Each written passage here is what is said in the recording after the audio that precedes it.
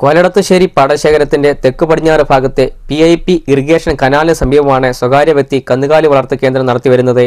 എന്നാൽ കഴിഞ്ഞ മാസം രാത്രി സമയത്തെ പ്രദേശവാസികൾ അറിയാതെ 100ഓളം പന്നികളെ കൊണ്ടുവരികയായിരുന്നുവെന്ന് നാട്ടുകാർ ആരോപണം ഉയർത്തുന്നു.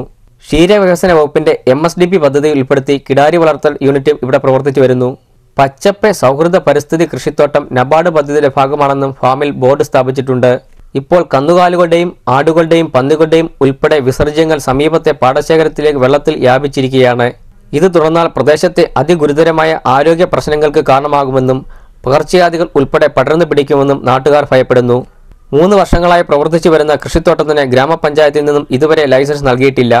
മുമ്പേ പാണ്ടനാട് നോർത്ത് പ്രയാർ ഭാഗത്ത് വളർത്തിയിരുന്ന പന്നികളെ രൂക്ഷമായ ദുർഗന്ധവും ആരോഗ്യ പ്രശ്നങ്ങളും ഉയർന്നതിനെ തുടർന്ന് നാട്ടുകാരുടെ ശക്തമായ എതിർപ്പ് മൂലമാണ് തിരുവൻമണ്ടൂരിലേക്ക് മാറ്റിയത്.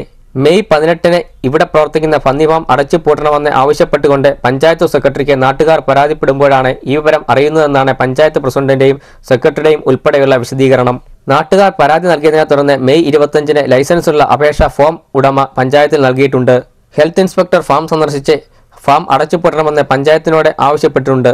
പഞ്ചായത്ത് സ്റ്റോപ്പ് മെമ്മോ നൽകിയിട്ടും പഞ്ചായത്ത് ഭരണസമിതിയെയും ജനങ്ങളെയും വെല്ലുവിളിച്ച് അനധികൃതമായി പന്നി ഫാം ഈ റിപ്പോർട്ട് തയ്യാറാക്കുമ്പോഴും നിർബാധം പ്രവർത്തിച്ചു വരികയാണ്.